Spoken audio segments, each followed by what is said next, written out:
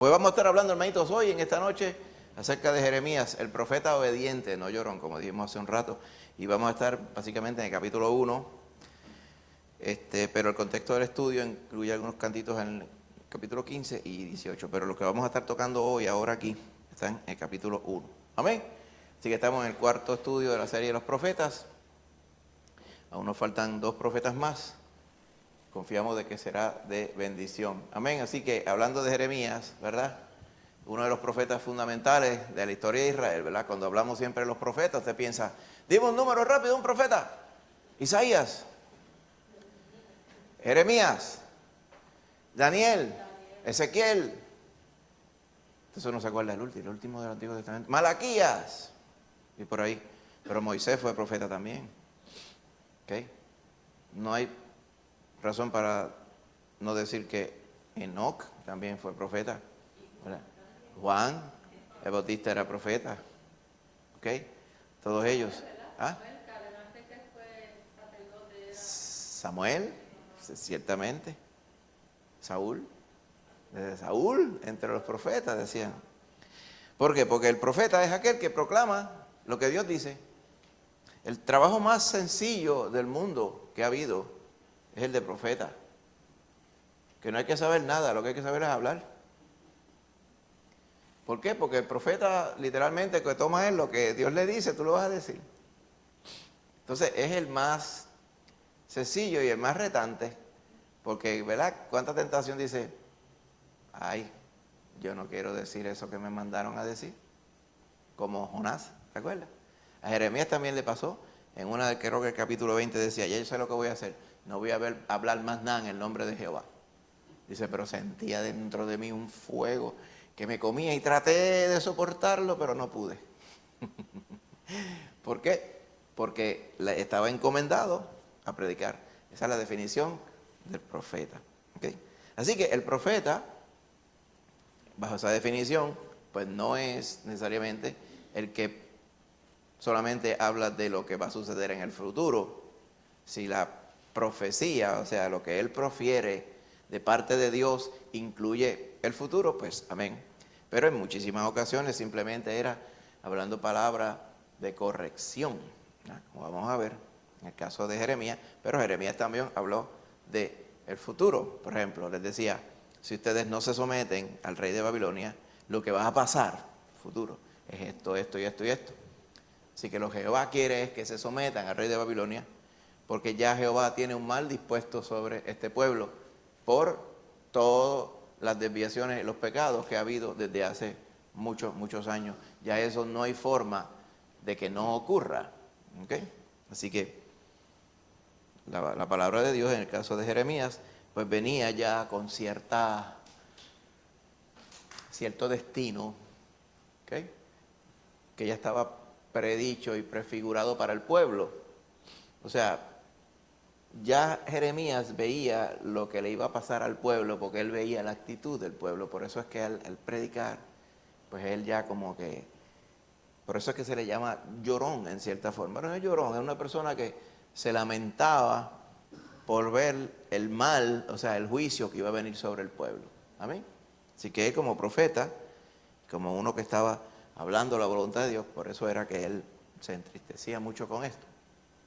Así que vamos a ver, ¿verdad? Nos vamos a enfocar en el llamado que Dios le hace a Jeremías, cuando lo llama para ser profeta. Él dudó inicialmente de su capacidad para poder ser un siervo del Señor, en el sentido de ser profeta. Vamos a ver el contexto de esto, son parte de las preguntas que queremos considerar. Pero también, también le tocó a este varón, ¿verdad? A través del contexto de lo que vamos a estar viendo hoy. El pueblo de Dios, como decimos aquí, puede cumplir cualquier tarea que el Señor le encomiende a la medida que confíe en su presencia y poder a lo largo del camino. O sea, esa es la otra parte que es bien sencillo. Nosotros vemos en la palabra que el Señor le prometió y nos ha prometido a nosotros también que lo único que nosotros tenemos que hacer es ser obedientes al Señor y creer en Él para todas las cosas. Sencillo, ¿verdad? Sencillo. Pero nosotros sabemos que detrás de esa sencillez, pues está la dificultad de en nosotros querer hacer lo que nosotros pensamos, ¿verdad? Y nosotros querer corregir lo que Dios claramente nos dice en la palabra, porque entendemos que debe ser de una u otra forma. El pueblo de Israel, Dios le dijo bien sencillo, Jehová le dijo, mire, si ustedes permanecen siempre en mis caminos, en mis estatutos, en mis mandatos, yo estaré con ustedes para siempre. Y no faltará un rey temeroso, amén. Y siempre, ¿verdad? Seréis fructíferos, pero usted dirá, pero ¿cómo si el Señor les promete esto? Ellos no hicieron caso. ¿Cuál es la razón? ¿Cuál es la razón? Pues el corazón de cada uno. El corazón de cada uno dice, los pensamientos de uno no son los pensamientos del Señor. Y ahí que está la dificultad. Por eso que necesitamos tanto que el Señor gobierne en nuestro corazón por medio del Espíritu Santo. Por eso es que en muchas ocasiones, ¿verdad? Cuando Jeremías veía que el pueblo tendía hacia la desobediencia y la desobediencia traía un castigo al Señor, por eso es que él, viendo esto, pues, se lamentaba. También porque hay un libro que pues, se llama Las Lamentaciones de Jeremías. Eso es cuando el pueblo cayó cautivo, finalmente, porque Jeremías es el que estaba ya en el momento cuando los últimos reyes de Judá, ya Israel había caído preso de Babilonia, pero el reino de Judá todavía quedaba. Y él fue el profeta que estaba durante esos últimos reyes, justo en el momento, incluyendo el momento, cuando fueron otra vez castigados por Nabucodonosor por la rebelión de este varón que se llamaba Joacim, ¿verdad? El rey Sedequías, otra forma de llamarle. Así que, debido a ello y debido al lamento, ¿verdad? Pues entonces se le llama de esa forma. ¿Ok? Él ya sabía lo que le iba a pasar al pueblo y por eso él se lamentaba. Así que siempre estaba encontrado con el pueblo. O sea, él nunca encajó con el pueblo. Usted dirá, ¿por qué? Porque una persona tan buena como debería ser un profeta, ¿cómo es posible que no encaje con el pueblo? Pues, ¿cuándo usted cree que el profeta no encaje con el pueblo? Cuando el profeta quiere hacer la voluntad de Dios y el pueblo no, ¿verdad? Eso es lo que pasaba en el caso de Jeremías. ¿Ok? Muchos de sus mensajes eran juicio y severo y directo. Por eso se ganó muchas veces este tipo de actitud que usted lo ve aquí, ¿verdad? Lo cogieron y lo tiraron en un pozo abajo. Y solamente unas cuantas personas piadosas fueron los que lo sacaron de allí. ¿Ok? A veces sabía que la palabra de juicio era tan directa y a veces no quería decirla. ¿Ok? En el caso de muchas ocasiones le pasó. ¿Ok? Así que él fue bien honesto con la tristeza que estaba en su corazón. No era tristeza por servir a Jehová, era tristeza por su hermano, por su propio pueblo, ¿verdad? Porque él sabía lo que iba a pasar. Nosotros en cierta forma somos así también, así hermano. ¿Por qué? Porque es que nosotros sabemos que el único camino a la eternidad es creer en Cristo Jesús. Pero o sea, de la misma forma vemos que tantas personas, uno dice, pero si es que se le está hablando claro por la palabra, está todo bien claro aquí, como que, ¿verdad? Se frustra uno porque como que no quieren hacer caso. ¿Por qué? Porque la misma Biblia dice que nadie puede venir al Señor a menos que Él mismo le traiga, como lo hizo con nosotros. Así que, aun cuando nosotros sabemos lo que le va a suceder a aquellos que no han creído en Cristo, tenemos que seguir persistiendo, hasta que, bendito sea el Señor, Él los toque para salvación. Amén.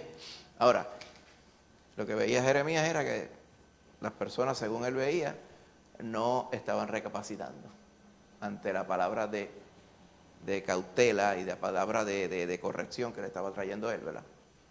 Con todo y eso, él permaneció fiel, siempre fiel. El pueblo infiel y él permanecía fiel. Él nunca.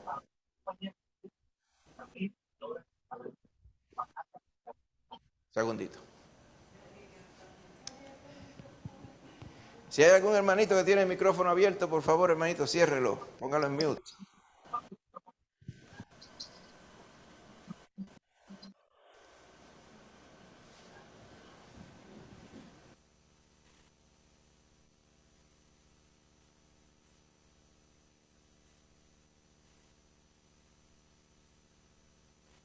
Gloria a Dios, ahora sí, hermanito. Amén. Recuerde, póngalo en mute para que así no se entremezcle con el audio. ¿Ok? ¿Cómo medimos el éxito de Jeremías? El éxito de Jeremías no estribaba en que el pueblo se arrepintiera. Usted dirá, pero ¿cómo no? Ese debería ser el éxito del profeta. No, hermano, no. Nuestra tarea y la tarea del profeta es predicar a Cristo. Él traer directamente, Cristo no había sido revelado en el tiempo de él, como lo conocemos nosotros. Sí se había predicado del Mesías que venía, del siervo de Jehová que venía, el siervo sufriente. Eso lo había predicado Isaías mucho tiempo antes que Jeremías. Pero la exhortación que él traía de Jehová como tal, directamente, era lo que era su obra. O sea, él venía a predicar y a hablar de parte de Jehová. El resto de lo que iba a pasar con los que escucharan dependía de la actitud de sus corazones como tal. Al igual que nosotros predicamos, testificamos del Señor, ya quisiéramos nosotros que todos, o vamos a decir la inmensa mayoría a quienes nosotros les testificamos, o son testigos de nuestras vidas y de nuestra luz y sal que hay en nuestras vidas, ¿verdad? En nombre de Jesús, bendito sea Él, pues sirviera para que la mayoría se convirtiera. Pero aún si nosotros no lo vemos, y si nuestra vida solamente fuera evidenciar a Cristo, y aún si nadie más viniera a Cristo a través de ellos, el Señor se lleva la gloria como quiera. Lo que pasa es que sabemos que el propósito del Señor no solamente es que proclamemos a Cristo, sino que proclamemos a Cristo y muchos se salven. Amén. Pero ese es el verdadero asunto. Muchas personas, ¿verdad? De esto se habla mucho cuando hay estos círculos de pastores, reuniones de pastores, ¿verdad? Que muchos pastores dicen, es que yo estoy predicando y yo estoy predicando en el desierto. Entonces es una expresión que usan mucho para decir, pues yo predique, y la gente sigue igual. Refiriéndose al pueblo donde están. Pues, es que la palabra del Señor dice que los que son salvos es un remanente. Pues un remanente es unos cuantos granitos, no es la olla entera. Pues entonces nosotros sabemos que el Señor llama a todos y aún a través de nosotros ese es el llamado que se hace, pero el Señor, ¿verdad?, tiene para sí un remanente. Amén. Por eso es que las iglesias no son de estadios ni cosas, grandes multitudes, ni de grandes emociones, sino aquellos que tienen la convicción, que han creído en Cristo para salvación y han sido regenerados por Cristo Jesús. ¿Había gente salva durante el tiempo de Jeremías? Sí. Había durante el tiempo de Elías. Elías pensaba que no, ¿se acuerda? Solamente he quedado yo, el único de los profetas, y hay 450 profetas de Baal. Después que pasa toda esa debacle, que él se asusta porque lo persigue Jezabel, se mete por allá en aquella cueva, él le dice, hay aquí 700 varones fieles que no han seguido a Baal. Y entonces él diría, ups, yo pensaba que yo era el único. Maíta Lucy. Eso mismo estaba leyendo yo hoy, que le dijo el Señor a Pablo que estaba frustrado porque los judíos no le hacen mucho caso. No, los judíos, sí, exacto, sí. De hecho, de ahí en adelante el Señor puso convicción en él para que se fuera a los gentiles. Porque como decía, los judíos blasfemaban y manoteaban y se iban, ¿verdad?, fuera de control cuando les predicaban a Cristo. Pues entonces él dijo, pues, él cogió y se sacudió el polvo, se sacudió los zapatos, como dice, ni el polvo de ustedes me llevo, me iré desde ahora a los gentiles. ¿Okay? Y ahí fue que entonces el Señor lo dirigió hacia los gentiles. ¿Okay? Pregunta para que usted piense, ¿se ha sentido frustrado con Dios por algo que Él te ha llamado a hacer? Sí. ¿Cómo que, por ejemplo, hermanita? Pues estaba diciendo una persona que me sentía bien culpable en el año de Consuelo porque no hicimos una oración. Y yo estuve hablando con el Señor, todavía le pido perdón. Pues se me escapó, y a Rosana se le escapó también. ¿Una oración donde acá en la iglesia o allá con él?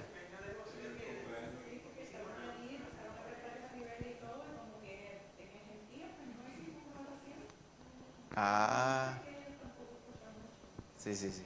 Yo digo, pero sirve para una bendición para José y sirve para testimonio. Ah, claro, claro. Pero esa frustración con uno mismo, ¿verdad? No con Sí, sí, como que pasó una oportunidad, lo que se quiere decir. Sí, sí, sí, sí. Sí, sí, sí, sí. Si las preguntas, ahí está se sintió tú frustrada con usted misma. Pero alguna vez se ha sentido frustrado con Dios. Como dice, el Señor me está mandando a hacer algo que yo no hubiera esperado que Él me hubiera mandado a hacer. Es mucho, muy retante. No lo entiendo. Yo la única vez pues, fue cuando estábamos en la otra iglesia que ya queríamos salir, pero no acabamos de salir, pues pero no era como, no sé si no, Usted del micrófono para que se oiga bien clarito. ¿me entiendes? Ahí. Sí. Pues yo diría que no sé decir si, pues sí, yo creo que en general cuando uno se queja por algo es con Dios, ¿verdad? Cuando uno se queja por algo, generalmente es con Dios, porque yo quizás podría recordar cuando estábamos en la iglesia anterior a que Dios nos llamara a formar esta, pues yo estaba bien frustrada, especialmente por 2 años, como que deseosa ya que el Señor nos sacara, pero no nos sacaba. Entonces no sabíamos lo que había, tampoco sabíamos que se iba a formar la iglesia, ¿verdad? Con nuestra congregación ahora. Y yo diría que me puse como que yo me sentía como amargada, como que pues no quería estar aquí, yo quería escapar, lo que yo quería irme para Estados Unidos, porque habíamos estado en una iglesia bien hermosa allá en el estado de Oregon y entonces pues yo quería volver allá porque allá yo me sentí por un año como en una bendición tan y tan grande y volver, yo lloraba de que yo tenía que volver a este lugar, no a Puerto Rico, no a mi familia, sino a la iglesia en que nos congregábamos. Y yo lloraba, tú sabes, y por los hijos, de que cómo iban los hijos a crecer, nuestros 2 hijos crecer allí. Y yo se lo testificaba a las hermanas, las damas, de que de verdad yo me sentía como que yo hice mal en sentirme tan negativa, porque yo pude ver pues yo pude ver la situación como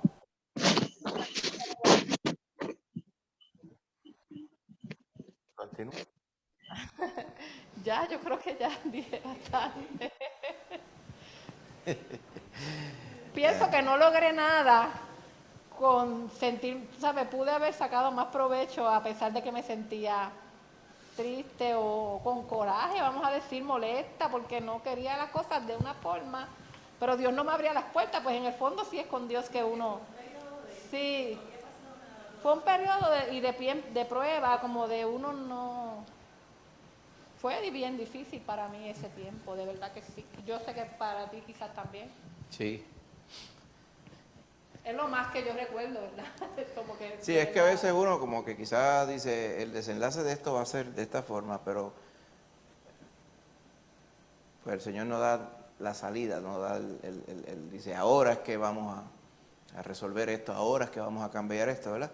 A veces uno dice, ¿para qué uno tendría que permanecer más tiempo en aquella congregación si se veía ya lo que había? Pero el Señor tiene un tiempo específico, ¿verdad? Es un buen ejemplo de uno puede sentirse,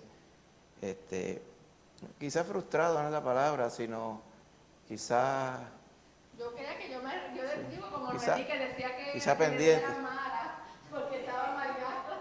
Sí, se amarga uno. Sí, sí, pero esa... Quizás mucha gente no me lo notaba, pero yo me sentía así.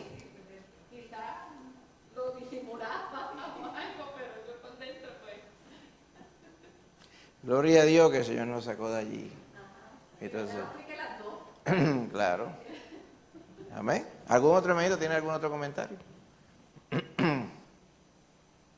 Pues vamos al vídeo. Amén. En el nombre de Jesús. Y ahora hice algo raro. Anyway.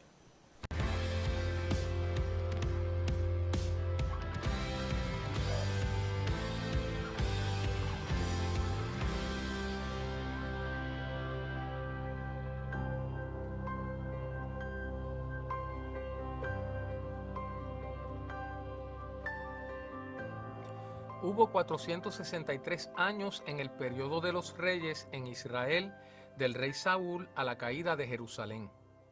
El profeta Jeremías vivió al final de este periodo. Recibió su llamado divino al ministerio profético alrededor del 627 a.C. Unos 40 años después, grandes cambios políticos alteraron para siempre el panorama nacional y cultural de dos continentes. Y con eso, Jeremías fue lanzado a la fuerza al escenario de la historia. Muchas naciones y grupos de personas estuvieron involucrados en traer los eventos dramáticos que caracterizaron el periodo activo del ministerio profético de Jeremías. Cientos de kilómetros al este, los asirios, los babilonios y medos estaban en movimiento. Al norte estaban los sumerios. Al oeste estaban los egipcios. En el vecindario de Israel, los de Tiro, Sidón, Aram, Amón, Moab, Edom y Filistea jugaban sus partes. El resultado final de las acciones de estas naciones fue el cumplimiento de las divinas amenazas y promesas, algunas que habían sido pronunciadas desde los días de Moisés.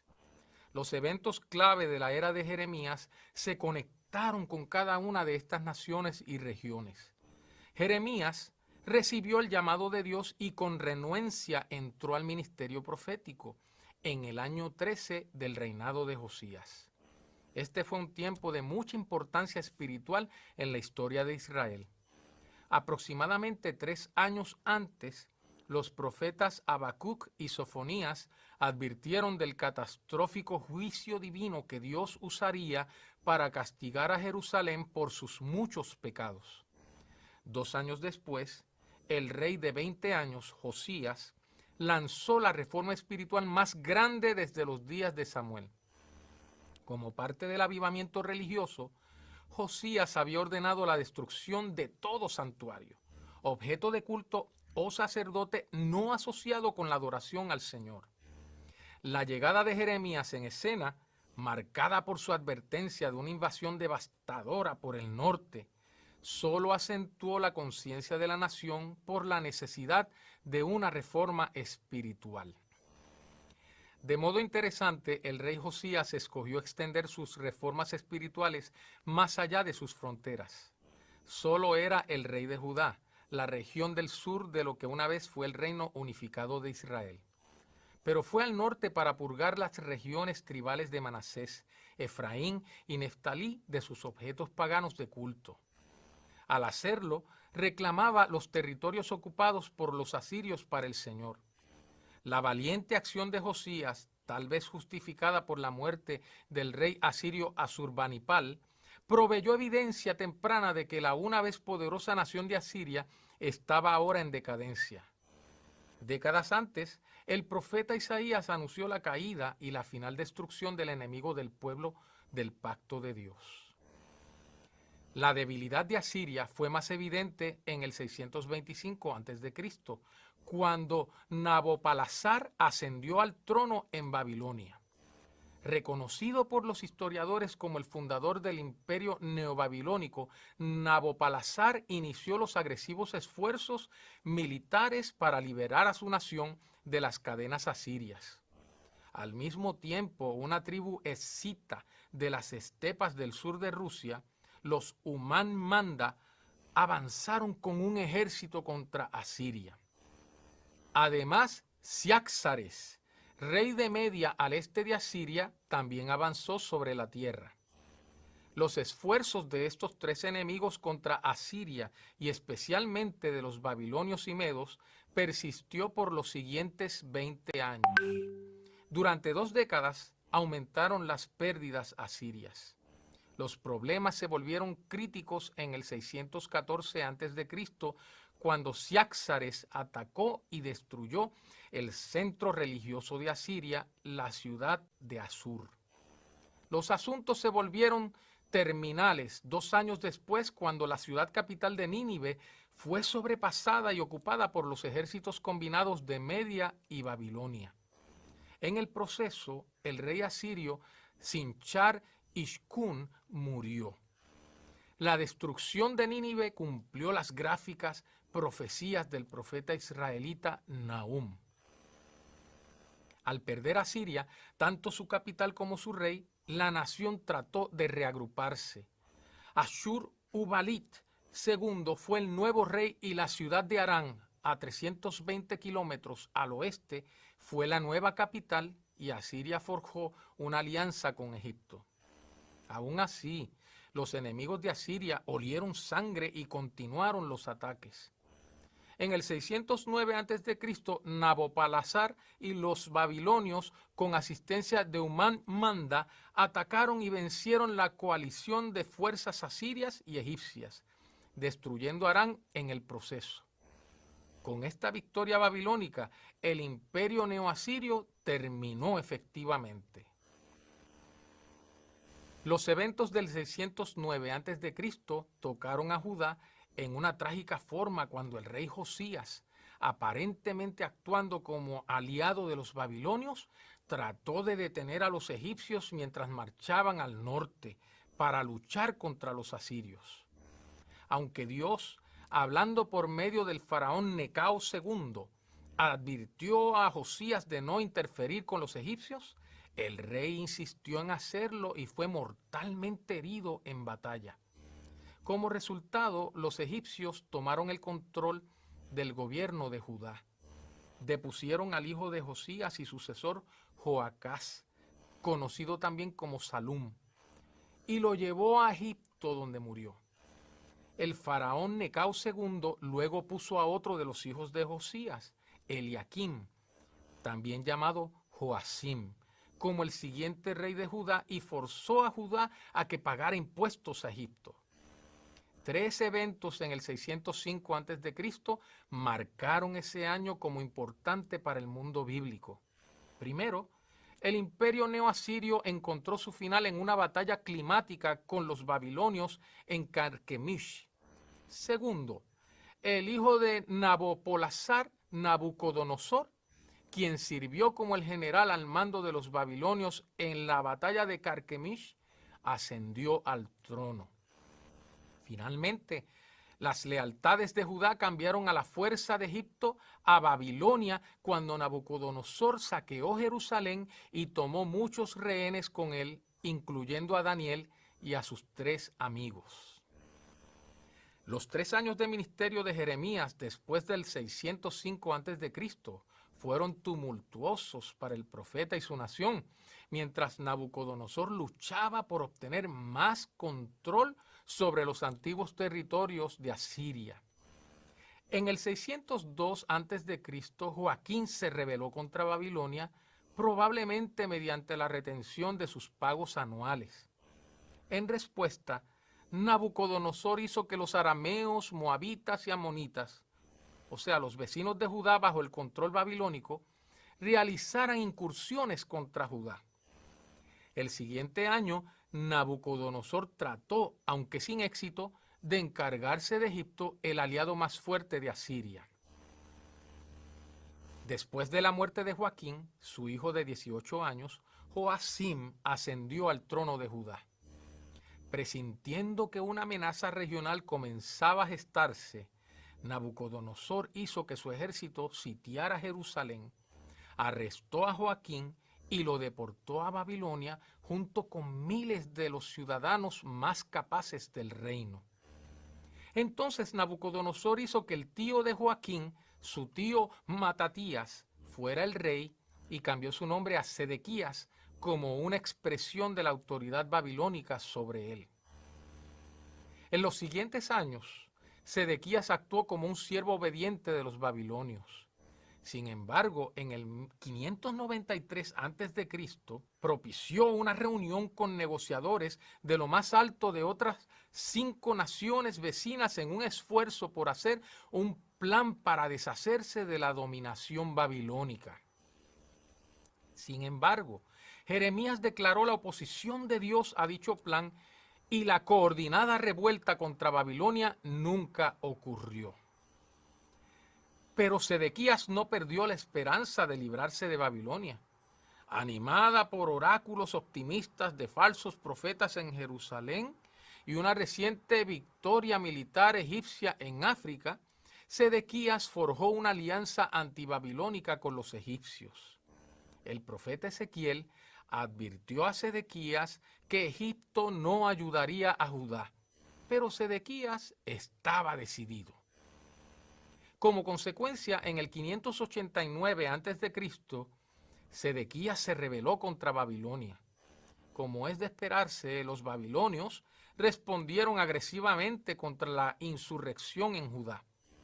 En enero del siguiente año, Nabucodonosor trajo su ejército a Jerusalén y lo atacó una última vez. Los egipcios, bajo el liderazgo del faraón Aibra Uaibra o Apries, reunieron a su ejército para luchar contra las tropas de Nabucodonosor y forzaron a los babilonios a abandonar temporalmente Jerusalén. Por un tiempo, el plan de Sedequías pareció tener éxito, pero tristemente para Judá, los babilonios pronto derrotaron a los egipcios y continuaron su ataque contra Jerusalén. Jerusalén quedó acordonada hasta que su suministro de comida se acabó, lo que tomó 2 años y medio. En julio del 586 a.C., los babilonios entraron a la atribulada ciudad en medio de una triunfante celebración. Muchos de los sobrevivientes, incluyendo a Sedequías, fueron deportados a Babilonia. Los hijos de Sedequías y los principales funcionarios fueron rodeados y ejecutados ante Nabucodonosor en Ribla. En agosto del 586 a.C., los edificios de Jerusalén fueron saqueados y quemados y sus muros destruidos. Como un último acto en este periodo de historia judaica, los babilonios establecieron una autoridad regional para supervisar sus intereses en el área. Estacionaron una guarnición de tropas en la capital temporal de Mizpa e instalaron a Gedalías como supervisor del territorio. Sus esfuerzos tuvieron poco éxito y en octubre del 586 a.C., Gedalías fue asesinado por una banda de celotes judíos. Muchos de los ciudadanos que sobrevivieron, incluyendo a Jeremías y a su amigo Baruch, huyeron a Egipto.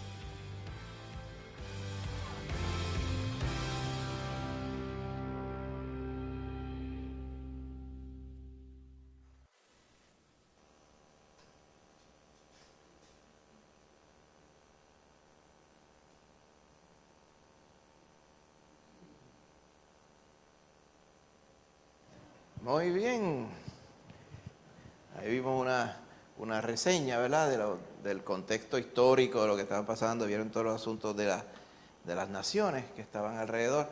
Pero una de las cosas más importantes es que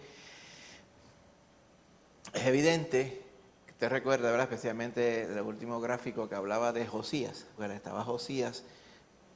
Pues a Josías, cuando descubrió el libro de la ley, ¿recuerda? Cuando descubrieron y se lo dieron, y él se entristeció porque había visto toda la desobediencia, se había constatado. Ahí fue que él pudo entender cuán desobediente había sido el pueblo por tantos años, incluyendo sus ancestros, porque pudo comparar lo que el pueblo hacía versus lo que la Biblia decía.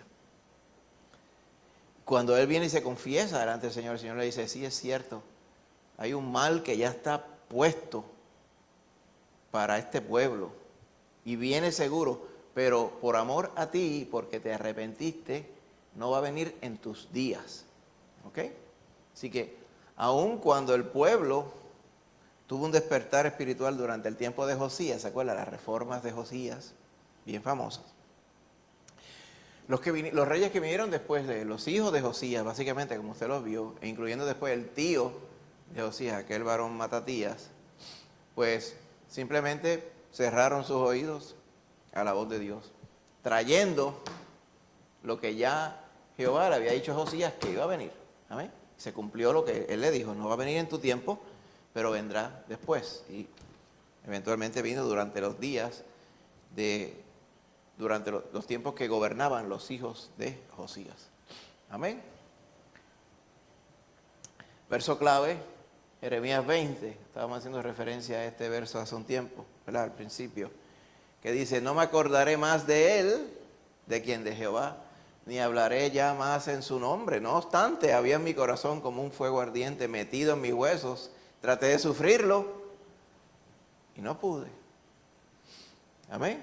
Porque el llamado que Dios le había hecho era para predicar, pero es que él pues decía, es que cada vez que hablo a la gente no le gusta. Ya no voy a hablar más en su nombre. ¿Ah? Si fuera ese el criterio, habla mi palabra y cuando tú veas que al mundo le gusta, pues habla esa, pero otra que no le guste, esa no le hables. No, no, al contrario, toda la palabra del Señor. El Señor nos ha mandado a predicar, amén. Información básica sobre Jeremías. Amén. Fiel profeta del Señor, por eso es que le llamamos el profeta obediente. Amén. 40 años antes de la caída de Jerusalén y 2 años después. Se pueden contar 42 años de ministerio a través de la palabra del Señor. Amén. Así que él estuvo allí cuando vio la caída del pueblo respecto al Señor, cuando vino la conquista de la ciudad de Jerusalén, la terminación del reino de Judá, y los 2 años posteriores, cuando dejaron a aquel otro rey que era simplemente un sello de goma de Nabucodonosor, pero que terminó siendo asesinado aquel rey, aquel administrador. Y ahí eventualmente muchos escapan a Egipto y se llevan con ellos a Jeremías y al profeta Baruch. Amén. Se fueron a Egipto. ¿Okay? El nombre Jeremías significa el Señor exalta o el Señor es exaltado. Yahvé es exaltado. Era hijo de Hilcías, que era sacerdote en una ciudad que se llama Anatot, bien cerquita de Jerusalén. Importante que supo desde joven, incluso desde que supo después que desde antes de nacer, el Señor le había ya prescrito para ser su profeta. Se mantuvo célibe, otra parte importante, toda su vida en obediencia a la instrucción de Dios. Dios le inculcó, ¿verdad?, que no tomara esposa, y así mismo él lo hizo. Amén. Y fue llevado a Egipto, fue arrastrado por el pueblo más bien que se escapó a Egipto cuando se rebelaron contra Nabucodonosor. Y después de ahí ya no hay más rastro bíblico, lo cual se entiende que posiblemente falleció un tiempo después. Ya para esos tiempos estaría en edad avanzada, porque se había ministrado 42 años, más, si decimos, pues cuando empezó a ministrar, no sé, tendría 20 y pico, 30 y pico, pues ya era por los estándares de aquel tiempo era una persona muy anciana, así que muy seguramente pasó sus últimos días allá en Egipto. Amén. Bueno, en aquel tiempo, estamos hablando precisamente años 620 y pico hasta el 584 por ahí, antes de Cristo, que estamos más o menos hablando bien cerquita de este campo por aquí. Como usted ve, Jeremías, entre este rango de tiempo, 627 al 585 antes de Cristo, después cae el imperio asirio, y eventualmente en una de esas deportaciones,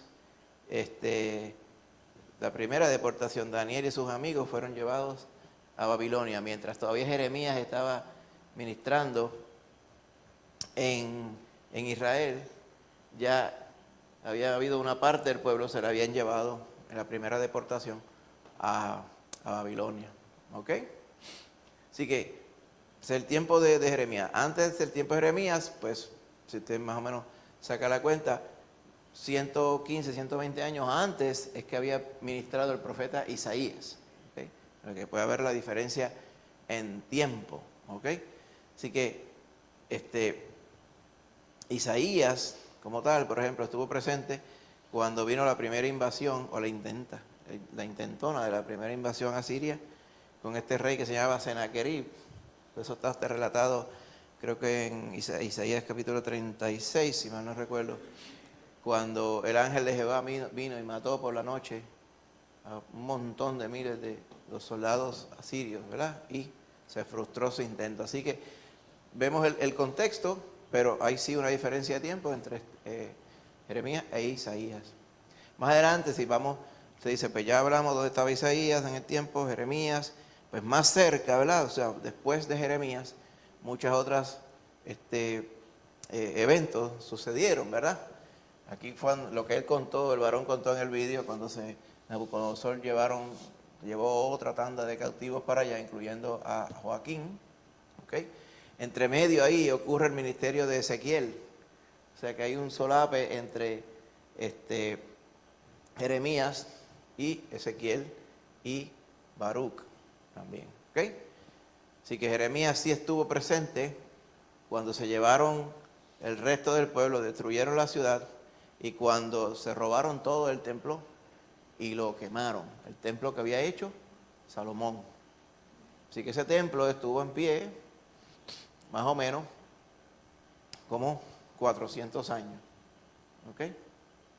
Ahora, durante esos 400 años sabemos que solamente una porción pequeña de años fue cuando de verdad estuvo dedicado al culto a Jehová, porque sabemos que en el tiempo de Josías tuvo que sacar de allí estatuas de cuantos dioses y ídolos habían dentro del templo, ¿verdad? Y todas esas cosas. Así que el templo estuvo en pie todo ese tiempo y eventualmente al final fue quemado. ¿Ok? Después, como 70 años después del primer grupo que fue deportado, más o menos 605, ¿verdad? Otro fue quizá para ese tiempo, pues viene el edicto de Ciro que permite que todos esos que habían sido llevados cautivos por Nabucodonosor, que ya no estaba en el asunto, ya Nabucodonosor había fallecido y su reino Babilonia había sido conquistado por los medos y los persas. Y ellos, rey Ciro, fue el que hizo el decreto de que todos los que quisieran volver a Jerusalén tenían permiso para irse. ¿Ok? Así que se cumplió el tiempo que Dios le había dictado de cautividad para que ellos pudieran volver a su país. Maita Lucy. Pastor, hubo, ¿verdad?, dos templos. Ese el que quemaron los babilonios. Ajá. Ese lo quemaron, ¿verdad? Sí. Entonces después lo reconstruyeron. Exacto. ¿Ve? Cuando decimos aquí el segundo templo es terminado en el año 515, más o menos 20 y pico años después que les permitieron a los judíos regresar de Babilonia, ellos reconstruyeron el templo. O sea, se hizo en el mismo lugar que estaba el anterior. Volvieron a tomar las piedras y bueno, las que estaban destruidas las rehicieron e hicieron nuevamente el templo. Se entiende que se hizo el templo de la misma forma que lo había hecho Salomón. Pero entonces cuando nuestro Señor, ¿verdad?, que estaba el templo hermoso ese, que ¿cómo? Sí, lo que pasa, hubo el primer templo, que era el de Salomón. El segundo templo es el que se restauró cuando vino. Exacto, Nehemías, Esdras, y todos ellos, Zorobabel y todos. Ese templo persistió más o menos hasta el año. Pero ese era el mismo de Salomón, ¿verdad? Que Lo reconstruyeron. O sea, pero ya en ese entonces se llama segundo templo, ¿verdad? Para que puedan entender, porque se está hablando de un tercer templo, pero han habido dos templos. El primero fue el que hizo Salomón y el segundo el que se reconstruyó, y después ese segundo lo expandió grandemente Herodes. Más o menos para el año, un poquito antes de que el Señor Jesús naciera, ¿verdad? Como tal. Eso estuvo, porque para el tiempo que el Señor Jesús ministraba, todavía el templo no estaba terminado de tantas cosas que le estaban haciendo.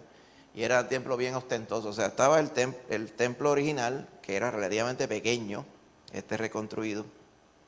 Pero alrededor de él se le hicieron pues unos pasadizos, unos pórticos, como llaman, con unas columnas, un techo. Y entonces pues ahí muchos judíos pudientes pues habían donado, ¿verdad?, piedras, ¿verdad?, bonitas, y muchas joyas y mucho lujo, ¿verdad? Por eso que los apóstoles dijeron: Señor, mira qué piedras, mira qué cosa por acá. Entonces, y dijeron: mira, ustedes ven todo esto, no va a quedar ni piedra sobre piedra, ¿verdad? Cuando viniera la destrucción de Jerusalén, ¿verdad? Después, no esta que menciona aquí, esta destrucción, la destrucción del año 70 después de Cristo, ¿okay?, hecha por los romanos. Amén. En ese momento, este templo que se reconstruyó en el 515 y se remodeló para el tiempo, ¿verdad?, que el Señor Jesús estaba, pues en el año 70 lo destruyeron otra vez. Y ahora mismo pues no hay templo. ¿Ah? este número 70, porque no sé, porque también 70 años Posiblemente, yo pienso que ahí, ajá. Lo que pasa es que 70 años desde que, midiéndolo según, no es el calendario que el Señor usa en la Biblia, porque nosotros usamos un calendario que es, pues, cuando vino Cristo para acá, pero en realidad Cristo no nació en el año 0 como tal. Eventualmente hubo un error de cómputo y se entiende que Cristo nació entre el año 6 a 4 antes del 0, ¿verdad? Como tal. Son tecnicismos, pero sí puede ser que tenga que ver, sí, con el múltiplo del 7, exactamente. Así que si la Biblia dice, ¿verdad? Cuando le dice a Daniel que en el tiempo del rey que vendrá, hablando, ¿verdad?, de la venida del Señor, pero también hablando del reino del anticristo, se dice que él traicionará al pueblo de Israel después de haber hecho un pacto con él y terminará el sacrificio y la ofrenda. Entonces, cuando dice eso, dice, ¿qué sacrificio y qué ofrenda? Pues donde único se oficia el sacrificio y la ofrenda es en un templo. Así que lo que se entiende es que ese templo va a ser construido nuevamente. ¿Okay?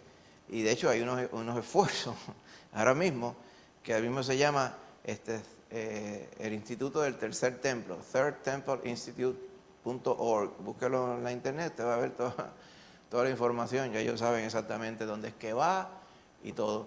El único asunto es que va donde está situado el Dome of the Rock, esto que usted ve en la foto de Jerusalén, que lo ve brilloso, que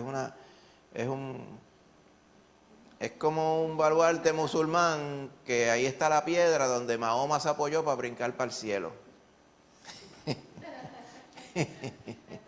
Y al lado hay una mezquita. Bueno, la mezquita no es el problema es que se entiende que justo donde debajo está el lugar santísimo está la piedra donde está la huella de Mahoma cuando brincó. Sí.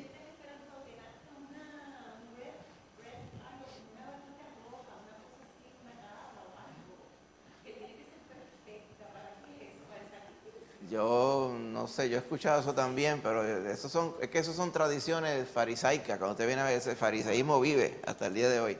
Entonces ellos tienen como unas tradiciones que son bien difíciles de explicar porque ellos tienen una maraña de interpretación de los textos bíblicos y entienden que eso son como que confirmaciones cuando van. Pero la realidad es que el problema que ellos tienen ahora mismo, gran problema que tienen es que los judíos saben que son judíos, pero ellos no saben de qué tribu son.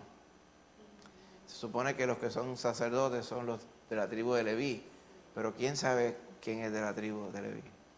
Así que eso es uno de los principales problemas que están debatiendo entre ellos, que es una situación bastante seria, ¿verdad? Porque ellos quieren hacerlo todo como dice la palabra, pero todo eso se perdió. O sea, se entremezclaron, se fueron, cuando se dispersaron después del año 70, ese récord se perdió. Sí, ellos llevaban todos sus libros y todo, pero cuando destruyeron todo el mundo salió desperdigado por allá y por las naciones se mezclaron. Así que no se sabe. No se sabe, no. No, ni de la tribu de Judá, ni de la otra, nada. ¿Y ellos realmente estarán esperando al Mesías? ¿O ellos habrán olvidado todo eso ya? Bueno, hay unos que están esperando al Mesías, los que son ortodoxos de verdad, bravos, ellos están esperando al Mesías. Pero es como lo dice la profecía, que una virgen concebirá todo esto así. Porque cuando pasó no lo creyeron. No de esa forma, no. Ellos están esperando que un día aparezca de alguna forma, no saben cómo. Pero ya apareció y estuvo entre ellos y ellos no le hicieron caso. Ah, bueno, exacto. Y el Señor, en el momento, cuando sea el momento preciso, dice que el Señor le quitará el velo de sus ojos, o sea, para que entonces todos ellos puedan, literalmente como dice Pablo, dice, entonces todo Israel será salvo. Cuando dice todos, no quiere decir que es que todos 100% literalmente, sino como dice, todos van a tener la oportunidad de creer en el Señor Jesús. Amén. Así que esos son momentos súper importantes que no son parte de la vida de la iglesia. El periodo de la iglesia es donde estamos ahora, pero después que la iglesia sea llevada, el Señor tiene un asunto pendiente con Israel. Amén. Muy bien. Así que eso nos da la idea, ¿verdad? Todo, si sigue avanzando en el tiempo, llega hasta el ministerio del profeta Malaquías, el último profeta registrado en el Antiguo Testamento, y en el año 400, hasta que viene el Señor Jesús, no hubo registros bíblicos. ¿Ok? O sea, entre Malaquías y Mateo hay como 400 años, un espacio, le llaman los años del silencio. ¿Ok? Hasta que apareció el Señor Jesús. Amén.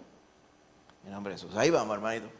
Entre medio de esos años es que vienen Alejandro Magno y conquista. El Alejandro a los 31 años muere. Y entonces se dividen todos esos reinos. Entonces vienen los Seleucidas, que eran los que estaban, que dominaron esa área. Y estaban Antíoco, Epífanes y todos aquellos malandrines. Y ahí se levantaron unos nacionalistas judíos que se llamaban los Macabeos. Ahí que viene la época de los Macabeos.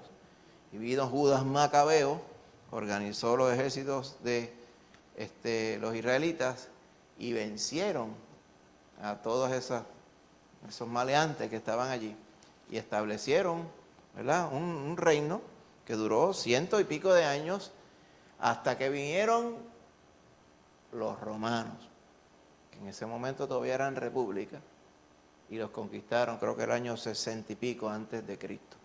Ya cuando el Señor Jesús nació, ya llevaban como 60 y pico de años bajo Roma, como tal. Así que todo eso sucedió en ese hueco de tiempo, esos 400 años que vemos ahí. ¿Ok? Muy bien. ¿Por qué conocemos a Jeremías? Antes de ir un momentito, ¿verdad?, a hablar de algunos textos. Jeremías fue el más revelador de los profetas del Antiguo Testamento. ¿Por qué? Porque revelador en el sentido lo conocemos más en el sentido personal. Porque a otros profetas, pues conocemos algo de Jonás, conocemos de Isaías, eso, pero no tanto detalle como se nos revela a uno a través de la Biblia acerca de Jeremías. ¿Okay? Y una parte bien importante es que desde antes de nacer, ya a él, ¿verdad? Obviamente él no se dio cuenta de nacer porque uno no tenía la conciencia, pero más adelante el mismo Señor le revela, es que yo desde chiquito, de antes de nacer, ya yo te tenía seleccionado. ¿Okay? También tenía falta de confianza en ese llamado que el Señor lo hizo, a pesar de que lo seleccionó desde antes de nacer. Tenía su angustia por el futuro que él sabía le iba a suceder al pueblo por la desobediencia. Tenía interrogantes en algún momento por los caminos del Señor respecto a, Señor, pero ¿debes hacer de esta forma o debes hacer de la otra también, verdad? Como tal. También en algún momento se frustraba contra los que oprimían al pueblo y pedía venganza de Jehová contra ellos, ¿ok? En algunas ocasiones no estaba necesariamente de acuerdo con el Señor en todas las cosas, ¿verdad? Era una persona bien apasionada, este varón, amén. Pero a pesar de todo eso, ¿verdad?, fue incapaz de dejar de proclamar el mensaje del Señor, como vimos en el verso clave, que está aquí, que trató de no predicar, pero no pudo, ¿ok?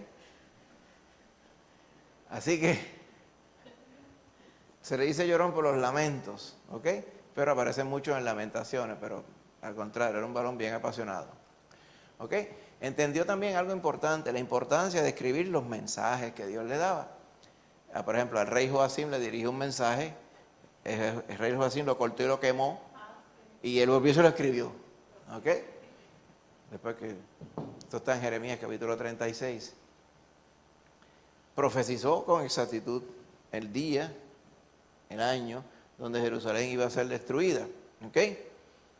Y a pesar de que él vivió ese momento, fíjate qué cosa tan tremenda, pero una cosa es decir, de aquí a 40 años, y yo tengo 70, de aquí a 40 años va a pasar una calamidad sobre el pueblo, pero yo no voy a estar aquí. Pero él profetizó, viene, y él estaba en el mismo medio. Es como que dice, aquí va a haber un choque ahora mismo, aquí, y él estaba ahí mismo, ahí, en el mismo sitio. Pero así pasó con este varón. ¿Ok? Él sobrevivió la catástrofe y permaneció allí en la tierra de Judá. ¿Tú te imaginas todos esos eventos que están sucediendo allí? Eventualmente, un grupo de sobrevivientes que tuvo que salir corriendo porque ellos habían sido los que habían matado a aquel otro Gedalías. mataron a Gedalías y entonces no podían esconderse allí, salieron corriendo y se escondieron en Egipto y se llevaron a Jeremías con ellos. Se quedaron como... Isaías. No, no es Jeremías el que se lo llevaron, no porque él quiso, sino porque se lo llevaron a Egipto. Allá. ¿Ok?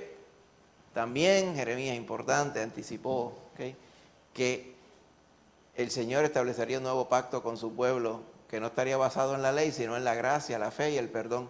Y esto lo vemos en Jeremías 31, 34. Esos versos son bien famosos, ¿verdad? Chequero para que usted vea. Vamos a verlo un momentito. ¿Ok?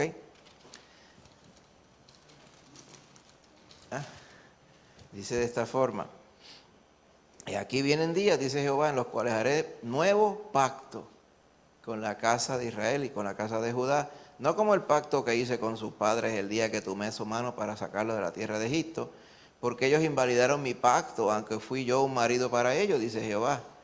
Pero este es el pacto que haré yo con la casa de Israel después de aquellos días, dice Jehová. Daré mi ley en su mente y la escribiré en su corazón, y yo seré ellos por Dios, y ellos me serán por pueblo. No enseñará más ninguno a su prójimo, ni ninguno a su hermano, diciendo, mira, conoce a Jehová, porque todos me conocerán, desde el más pequeño de ellos hasta el más grande, dice Jehová, porque perdonaré la maldad de ellos y no me acordaré más de su pecado. Está hablando de la obra, ¿verdad?, y la predicación y la gracia que iba a venir a través del Señor Jesús. ¿Okay? Tiempo de Jeremías. Amén. Así que más adelante el Nuevo Testamento proclamaría, confirmaría que el cumplimiento de ese nuevo pacto por Dios, prometido por Dios, fue en el Señor Jesús. Y aquí esta copa es el nuevo pacto en mi sangre, ¿verdad? Como diría el Señor Jesús. Amén. Así que vamos a ver, vamos a leer en la palabra del Señor unos versos ahora en el capítulo 1.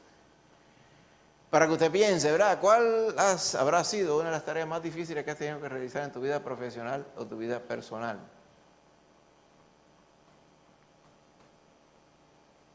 Criar tus hijos. Criar tus hijos. ¿Ah? Sí. ¿Verdad? Es un reto eso, gran gigantesco, ¿verdad? Sostenido por muchos años, gloria a Dios. Pero es así. Una de las tareas más difíciles, podríamos decir esa, criar los hijos que Dios le dio a uno. Amén. Importante. Hay muchas otras también. Para algunas personas quizás dirá, pues mira, mi trabajo, qué sé yo qué. Pero yo creo que la más retante es esa misma. ¿Okay? Sí. Sí, esta es una de las cosas más difíciles en tiempos de responsabilidad, la carga, exacto. Sí. Esta pregunta viene porque a Jeremías le hicieron un encargo, ¿verdad? Que es lo que vamos a ver ahora, ¿verdad? Para que uno ponerlos a pensar cómo es que Jeremías pudo haberse sentido. Pues vamos a leer lo que nos dijo, le dice la palabra del Señor en Jeremías 1, 4 al 6. ¿Algún hermanito o hermanita que lo quiera leer? Hermanita Rosana, amén. Y después tenemos 4 porciones. Vamos a repartirlas desde ahora. La primera, la segunda, la tercera. ¿Y quién tiene la cuarta? Angie, ok. 1, 2, 3, 4. Muy bien, vamos a leer la primera con la hermanita Rosana. Ok. Jeremías 1 del 4 al 6. Vino pues palabra de Jehová a mí diciendo, antes que te formase en el vientre te conocí, y antes que nacieses te santifiqué, te di por profeta a las naciones. Y yo dije, Señor Jehová, he aquí no sé hablar porque soy niño. Hay que clarificar unas cuantas cosas, ¿verdad? La noción del Jeremías adulto sobre que Jehová lo había escogido fue porque Jehová se lo dijo. O sea, no es que él desde que estaba en el vientre decía, ya Jehová me escogió, porque esa conciencia no viene, inclusive no viene ni cuando era niño, inclusive no viene ni cuando era adulto, a menos que Dios mismo se lo diga a uno. Por eso es que tenía que ser así. Entonces, la parte donde dice, ay Señor Jehová, yo no sé hablar porque soy niño. No es que era un niño, ¿verdad? Porque no era un niño, obviamente, todo ello. Lo que sucede es en la forma en que él se conceptuaba, era como un niño. O sea, ¿estás seguro que soy yo? Porque pues yo no puedo ni hablar porque yo hablo como un niño. Exacto. Entonces, otra parte bien importante que tengo que clarificar antes de ir a la discusión ahora, es que el verso 5, donde dice, antes que te formase en el vientre te conocí, y antes que naciese te santifiqué, y te di por profeta a las naciones. Esa aseveración es para Jeremías. ¿Ok? Porque es que muchas veces la he visto por ahí impresa en vasos, como digo yo, en marcadores y separadores de papel, donde la persona las tiene y piensa que Dios le está hablando a él o a ella esas palabras. No, esas palabras se las dio a Jeremías, es Jeremías específico. Por eso que tenemos que ser cautelosos. Vamos a ser sinceros, hermano, el Señor tiene un plan para nosotros también. Pero esto específico, el verso 5, vino palabra de Jehová a mí, diciendo esto. Es a Jeremías. ¿Ok? Así que, otra parte dice, pues yo sé los pensamientos que tengo para ti, son pensamientos de paz y todas esas cosas. También, eso es específico para el que lo tuvo. No quiere decir que el Señor intente mal sobre nosotros. Él intenta el bien porque Él es bueno. Pero no podemos decir que aquella palabra es general. Por eso es que tenemos que ver en la palabra, muchas personas quizás con buena intención, sacan de ahí y dicen, porque es tan bonita, ¿verdad que sí? Qué tremendo eso que el Señor nos dijera, mire, yo te escogí desde el vientre. Pero específicamente a Jeremías. Ahora, si usted viene a ver y usted sigue expurgando, cuando el Señor, usted se pone a meditar en la forma en que el Señor preparó su plan, el Señor ya sabía que usted se iba a salvar. El Señor no lo decidió. O sea que hay un grupo de personas que se van a esta debacle teológica y quieren decir que el Señor escogió. Y escogió a unos para salvarse y a otros para perderse. Pero eso no tiene fundamentos bíblicos reales. Esos son extrapolaciones de cosas de la Biblia y siguen haciendo como un castillito en el aire, justificándose contra lo mismo que se inventaron antes, pero la realidad del fundamento bíblico establece claramente que el Señor preparó un plan, predestinó un plan en Cristo Jesús. Pero es la decisión de cada uno si se quiere salvar o no. Amén. Eso no quita que el Señor sepa quién se va a salvar, pero Él no decide quién se va a salvar. Amén. Y está sencillo, lo dice la palabra, y a través de toda ella podemos entender eso. Pero el Señor sabe quién se va a salvar. Así que cada uno de nosotros que hemos sido salvos por la fe, ya el Señor lo sabía. El Señor no lo decidió, pero el Señor lo sabía. Así que podemos decir, ya desde siempre el Señor ya sabía el plan que Él tenía con nosotros. Así que de cierta forma, esto que Él le dice a Jeremías, aplica. Pero literalmente esta palabra que está en el verso 5 es para Jeremías. Amén. Preguntas para poder discutir esta porción que leyó la maestra Rosana. ¿Okay? ¿Cómo reconoció Jeremías el llamado de Dios a un ministerio específico? ¿Cómo él se dio cuenta? ¿Ah? ¿Verdad? Ahora nosotros escuchamos por ahí muchas veces que Dios me dijo esto, Dios me dijo lo otro. ¿Qué podemos decir sobre esas cosas? ¿Podemos decir que son ciertas? Bueno, no podemos decir que son falsas siempre, por lo tanto algunas deben ser ciertas. Pero ¿qué nos dice si algunas son ciertas y otras posiblemente no? ¿O no? Que tenemos que tener mucha cautela para saber cuándo realmente Dios está diciendo. Exacto. ¿Ah? Dios está diciendo, exactamente. Ahora, ¿cómo nosotros, o sea, en el sentido de cómo Dios le habló a Jeremías? Pues no fue que Jeremías lo leyó, porque Dios se lo comunicó a través de su Espíritu Santo. Así que en aquel tiempo era de esa forma, en este tiempo que vivimos también es de la misma. ¿Ok? Pero hay que tener, ¿verdad?, mucha cautela en reconocer cuando Dios nos está hablando. Porque nosotros tenemos también las emociones o el deseo. Ay, yo quisiera ser predicador. Ay, yo siento. ¿Estás sintiendo? ¿Estás pensando? ¿Estás convenciendo? ¿Tienes un llamado? Y todas estas cosas hay que orar y pedir confirmación al Señor para estar seguro, porque tenemos, ¿verdad?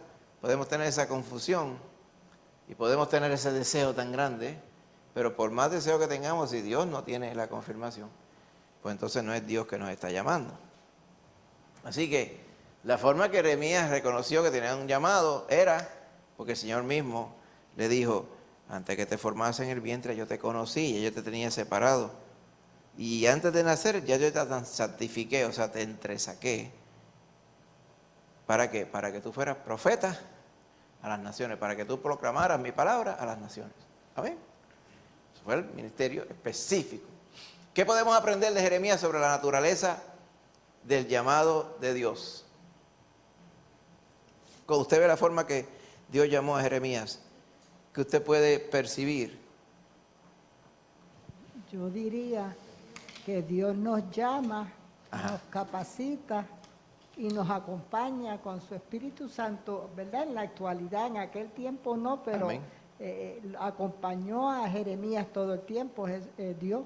Amén. Jehová. Muy cierto. No se puede negar. ¿Y qué puede usted pensar de la forma, hermanita Lucy?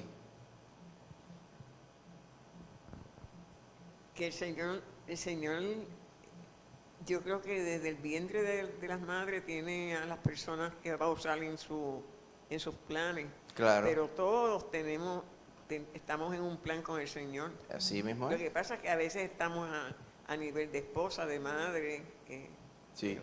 otros roles. Sí, porque nosotros estamos pensando y estamos hablando de Jeremías. Jeremías tuvo un ministerio específico que era ser profeta como tal, ¿verdad? Vamos a decir, es algo específico, distinto a lo que la mayoría de nosotros, ¿verdad?, estaríamos llamados a ejercer.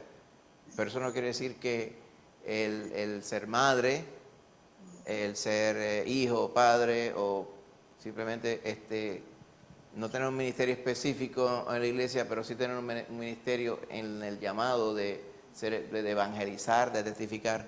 Todas esas cosas son críticas, porque es lo que el Señor le da a cada uno, ¿verdad?, para hacer en la obra del Señor. Amén. Maíta Loria. Que yo puedo ver ahí también es que cuando Dios hace un llamado, lo revela.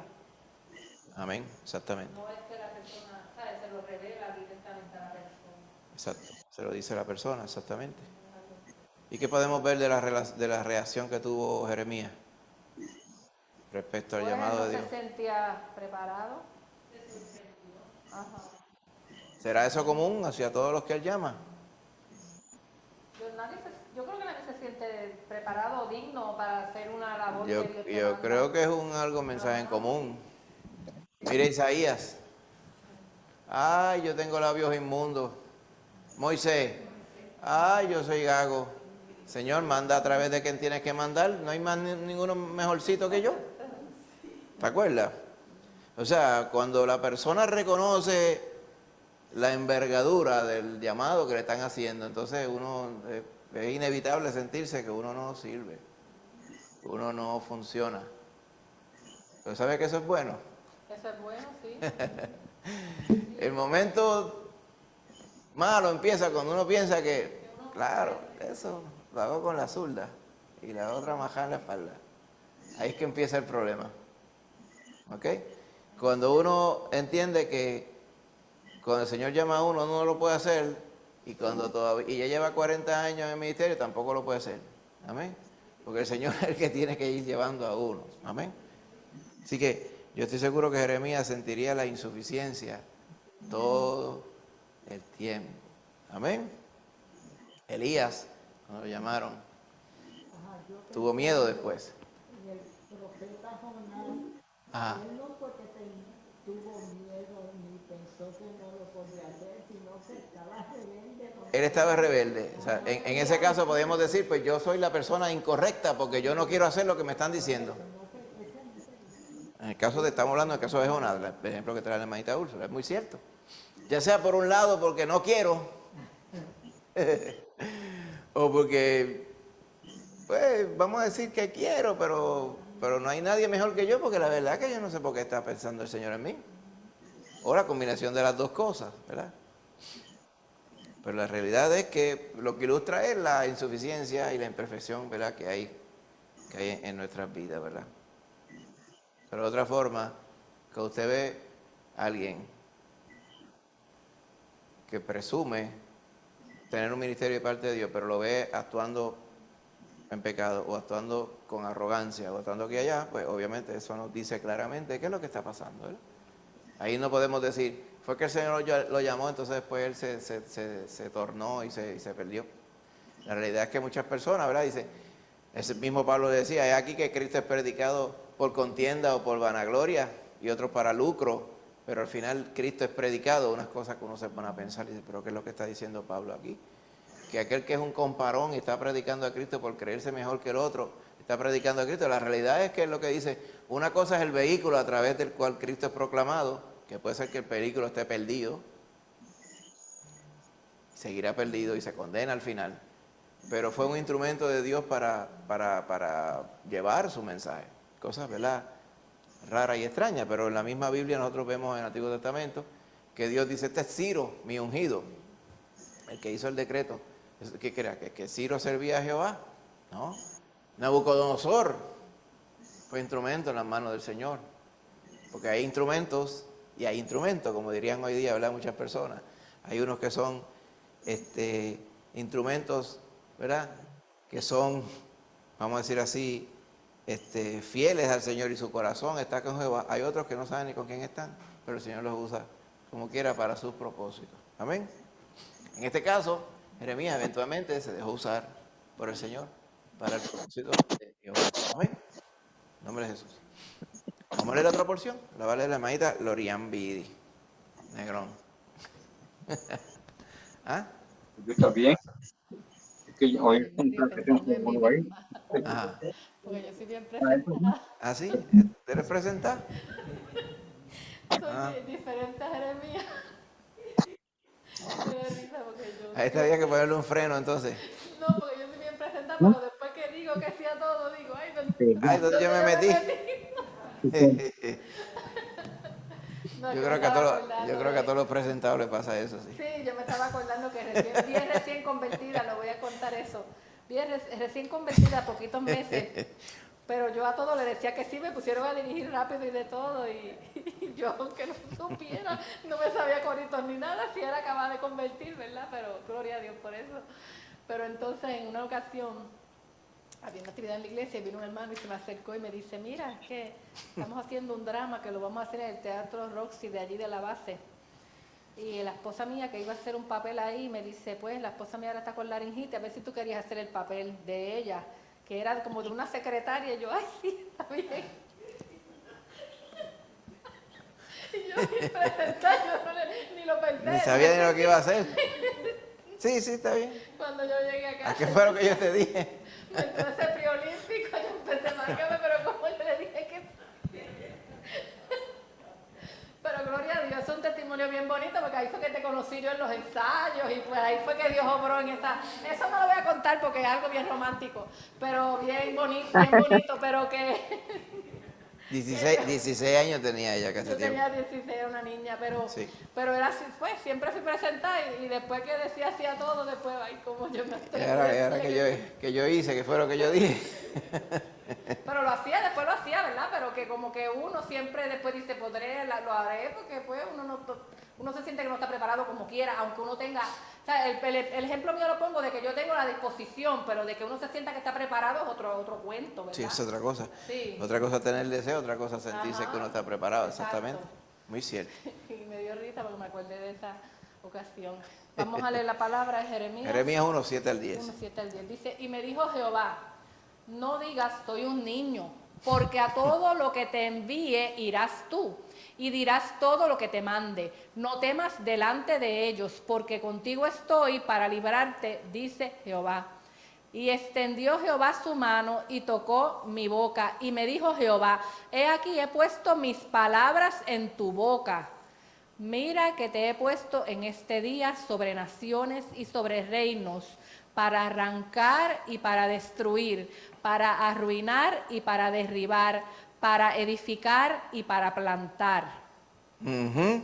Amén.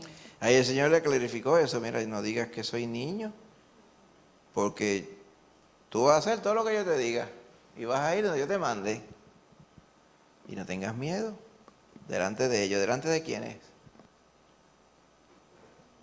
Sí, porque dice el verso 5, te di por profeta a las naciones. No tengas miedo de las naciones, no tengas miedo de nada. Se parece un poco a lo de Isaías, ¿verdad? A lo de Isaías. Se olvidó un poco porque dice Exacto. que tocó su boca. Tocó su boca. Y aquí he puesto mis palabras en tu boca. Exactamente. ¿Ok? Te he puesto sobre naciones y sobre reinos para arrancar y para destruir, para arruinar y para derribar. ¿Cuántas veces yo escuché predicar esto? Le predicaban esto a la gente, el verso 10. Te he puesto para conquistar naciones. Le gusta eso mucho la retórica hoy. Para nosotros abalanzarnos sobre los muros y conquistar los muros, para arrancar y destruir. Lo dice la palabra de Dios. Sí, lo dice la palabra de Dios, pero se lo dijeron a Jeremías. El Señor nos dice, aquí yo te mando, ¿verdad? La gran comisión, yo te mando a treparte en los muros. ¿Qué muros te vas? ¿Cuáles muros son esos? A la persona a él le gustan mucho las alegorías que no tienen ningún sentido. El Señor no nos mandó a nosotros a derribar muros, nos mandó a predicar su palabra. Ahora, en el caso aquí de Jeremías, él le dijo, mi palabra es para juicio y para proclamación. Por eso decía que es para arrancar y destruir, arruinar y derribar, para edificar y para plantar, porque depende de si uno acataba la palabra del Señor o no, era lo que le iba a suceder. Amén. Ahora bien, él tenía temores, pero el Señor le dijo, no tengas miedo, porque yo voy a estar contigo. ¿Ven? Lo mismo nos dijo a nosotros. Y aquí yo estoy con vosotros todos los días. ¿Hasta cuándo? Hasta el fin del mundo. Amén. Vamos a ver unas preguntas, hermanito. Sí. Sí. Él estaba viendo a Jehová porque dice, y extendió Jehová su mano y tocó mi boca. Es como Sí. que él estaba viendo, es Es una visión. visión, sí. Pues cuando dice vino palabra a mí, pues típicamente se refiere, muchas veces tenían una visión, ¿verdad? Como cuando si Dios directamente estuviera hablando con ellos. En muchas ocasiones de la palabra, también en el Antiguo Testamento, por ejemplo, cuando vinieron aquellos varones a visitar a Abraham, y Abraham se fue dando cuenta poco a poco y dice, espérate, yo no he visto a estas personas nunca. Se fue dando cuenta poco a poco. Y entonces, cuando tú ves la conversación, se pone a Jehová como en primera persona y dice, y dijo Jehová, ¿verdad? Tal y tal cosa. Y dije, Jehová estaba allí hablando con él. Pero es evidente que al principio él pensaba que era una persona de carne y hueso. O sea, era como una encarnación que hubo. Y cuando tú vienes a ver, entonces decía, después el ángel de Jehová dice, entonces, pero cuando tú te pones a pensar, dice, eso aparentemente, evidentemente fue una aparición del mismo Señor Jesús hablando con Abraham. Por eso, más adelante en el Evangelio, cuando dice, Abraham vio mi día y se gozó. Y le dijeron a la gente, tú no tienes ni 50 años y has visto a Abraham, como que dice, pensando literalmente, ¿verdad? Dice, antes que Abraham fuese, yo soy. Es que le dice, entonces ahí empieza todo, ya usted sabe todo eso que está en el capítulo 5, capítulo 6, capítulo 7 de Juan. Pero precisamente es por ese mismo tipo ¿verdad? de llamado, ¿verdad? Que el Señor hace la proclamación. Bien, así que, ¿cómo reaccionó Dios ante las dudas y las excusas de Jeremías?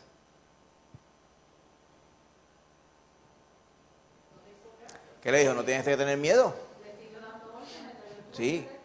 Le dijo, no digas no digas que eres un niño, porque ya yo te escogí. Y tú vas a hacer aquí, allá. ¿Okay? En una le dije, nadie te podrá hacer frente. Bien parecido a lo que le dijo Josué. Nadie te podrá hacer frente en ninguno de los días de tu vida. ¿Okay? Porque yo estaré contigo para defenderte. ¿Ves? Le dijo eso mismo a Josué, no tengas miedo. Esfuérzate y sé valiente y no tengas miedo de nada. Amén.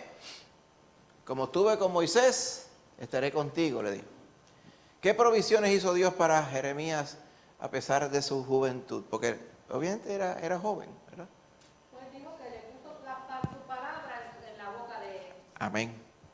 Amén. Le dice también que iba a estar con él, dice, porque contigo estoy para librarte. Amén. Que no tuviera temor. Que no tuviera temor, que no tuviera temor.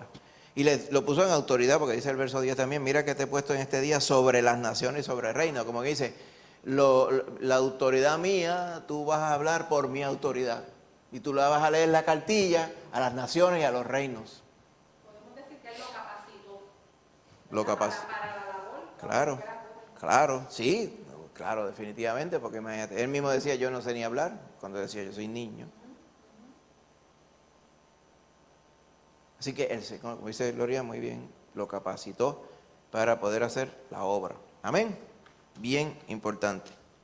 Ahora bien, nosotros, ¿qué excusa podemos poner hoy para no servir al Señor?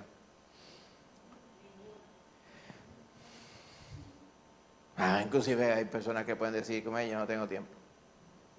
Yo no sé hablar. A mí me da miedo. Yo soy tímido. Estoy muy ocupado.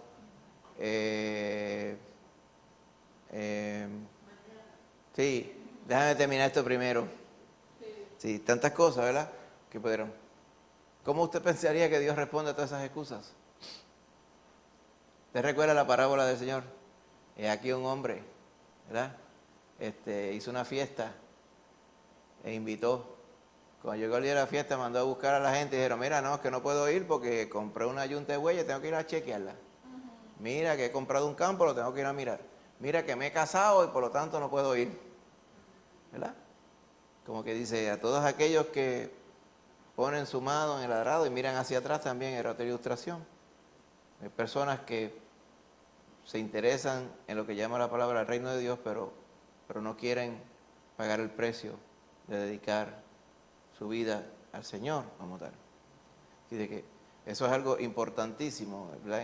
En el llamado que el Señor nos hace a lo específico de cada una de las cosas. El Señor nos ha llamado a ser testigos suyos, pero si hay algo específico en la vida de uno, que Él nos hace, ¿verdad? Por el convencimiento que Dios pone en su corazón, lo primero que el Señor busca en nuestro corazón es que estemos comprometidos y que entendamos que las fuerzas vienen de Él para poder hacer. ¿Ven? ¿De qué formas específicas capacita Dios a su pueblo hoy día para cumplir las tareas a las que Él nos llama? ¿Cómo Dios capacita hoy?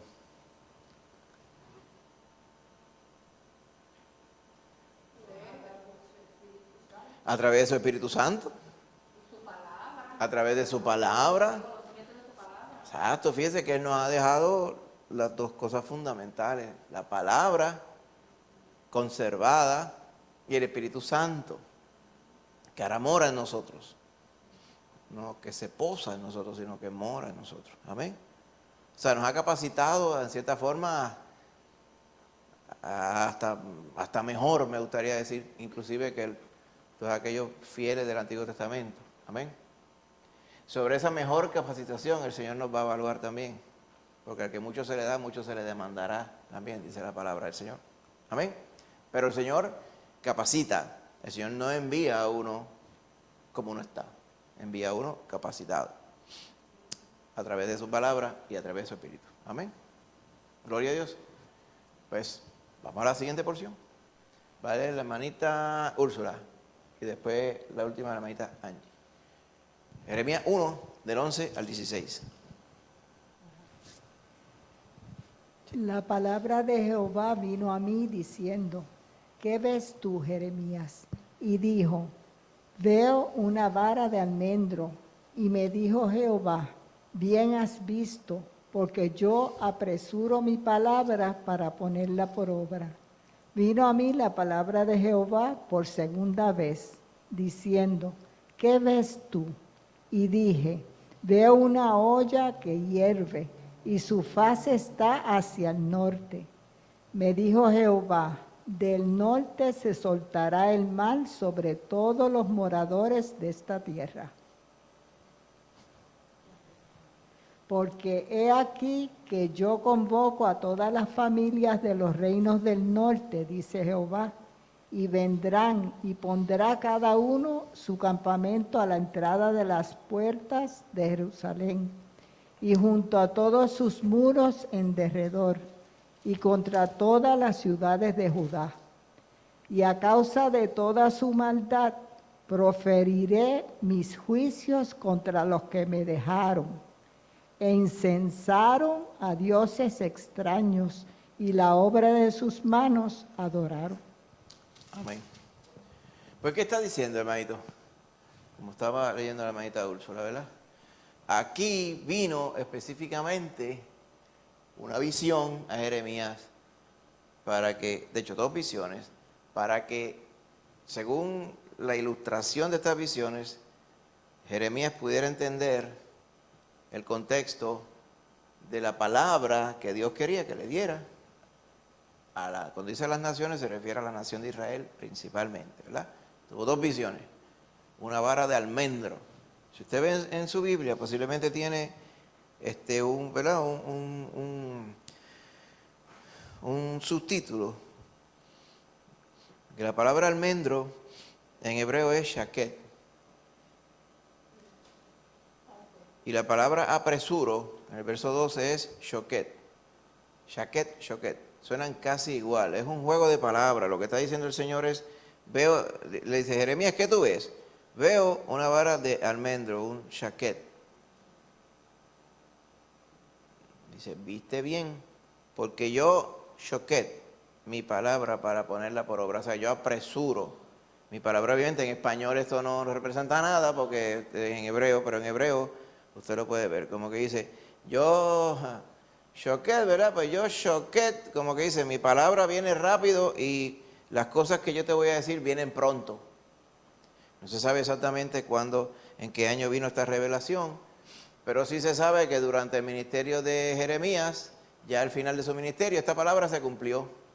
Porque él dice, mi palabra la voy a poner por obra. Porque mira la segunda visión, verso 13. ¿Qué ves tú? Yo veo una olla que hierve y su faz es hacia el norte. O sea, cuando dice hacia el norte, está mirando del norte hacia abajo. Del norte hacia la tierra de Israel. Una olla que hierve, o sea, que se está borbotando. Todo eso hacia del norte hacia el sur. Y Jehová dijo, del norte se va a soltar el mal sobre todos los moradores de la tierra. O sea, del norte. Que todos, ¿verdad? Como ilustró el varón en el vídeo, eventualmente todos estos ejércitos babilonios vinieron así y de norte a sur cayeron sobre el pueblo de Israel, el pueblo de Judá. Así que literalmente vinieron del norte. Lo que está diciendo aquí es shoket, esto viene rápido y va a venir del norte y este mal va a venir. ¿Okay? Yo convoco la familia de los reinos del norte, o sea, esos ejércitos del norte van a venir y van a sitiar la ciudad y van a poner alrededor de los muros sus ejércitos. ¿Por qué? Por la maldad de Israel, porque me dejaron y le ofrecieron incienso a dioses extraños y adoraron la obra que ellos habían hecho con sus propias manos. O sea, ellos mismos se inventaban un dios, hacían un muñeco y lo adoraban. Y el Señor abominaba el hecho de que ellos hubieran dejado a Jehová para adorar a los demonios. Así que el Señor le está diciendo a Jeremías, de esta forma que va a venir el juicio. Por eso es que él se lamentaba, porque él era el vocero de este destino, de este desenlace. Y él sabía que el pueblo se lo merecía, pero él a la misma vez sentía por el pueblo, que el pueblo era su pueblo también. Así que ese es el contexto de Jeremías, ¿verdad? En estos versos. ¿Ok? Así que, ¿qué lecciones objetivas usó Dios para reconfortar a Jeremías? En estas notas que vemos aquí, ¿verdad? Sí. Porque acuérdese, usted podrá decir, ¿cómo está reconfortando Jehová a Jeremías?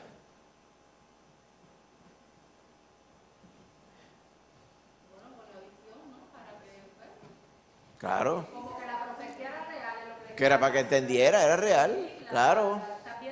Claro, esto es lo que está pasando. Exacto. ¿Ok?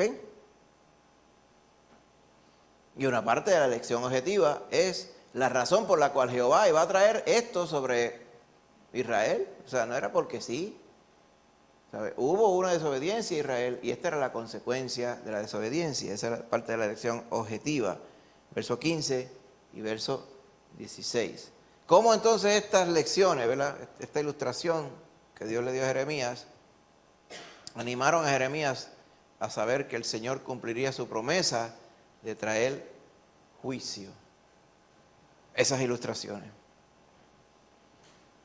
Bueno, cuando yo veo la primera, dice shaket, una vara de almendro. Y entonces dice, shoket, como que dice, lo que viene, viene rápido. Casi se sentiría como si fuera la vara dando un fuetazo, ¿verdad? Y la segunda ilustración, la olla que hierve, pues está salpicando el agua hirviendo para donde va a caer. O sea, la cosa estaba ya ahí, ¿verdad? Porque una cosa también,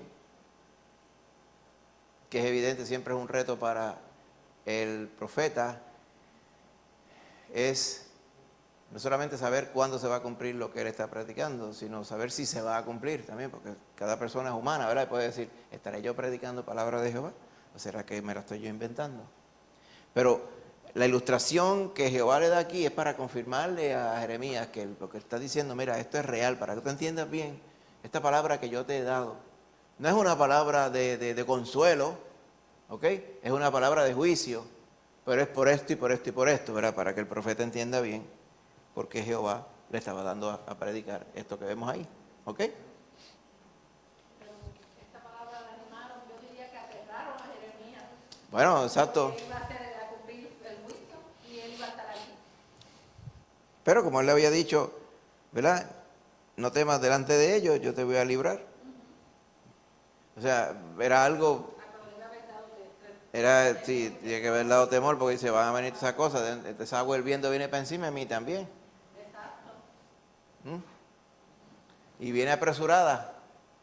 Cuando vea yo que viene el fuetazo, yo tendré que esquivarme así, pero el fuetazo viene, pero el Señor me dijo que me iba a proteger. Pero él iba a ser testigo de todas estas cosas también. Gloria a Dios. La última porción, verso 17 al 19. Lo va a leer la hermanita Angie. Amén.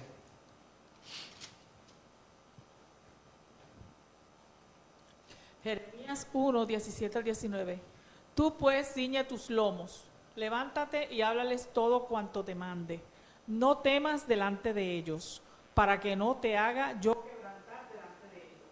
Porque he aquí que yo te he puesto en este día como ciudad fortificada, como columna de hierro y como muro de bronce contra toda esta tierra, contra los reyes de Judá, sus príncipes, sus sacerdotes y el pueblo.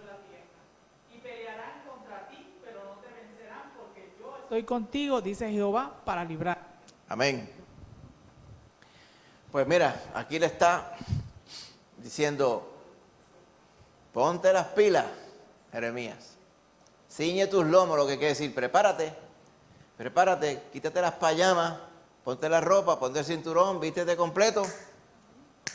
Levántate y háblales todo lo que yo te mande. Y no tengas miedo, ¿ok? No tengas miedo para que no te haga yo como le voy a hacer a ellos. Fíjate cómo le dice aquí, para que no te haga yo quebrantar delante de ellos.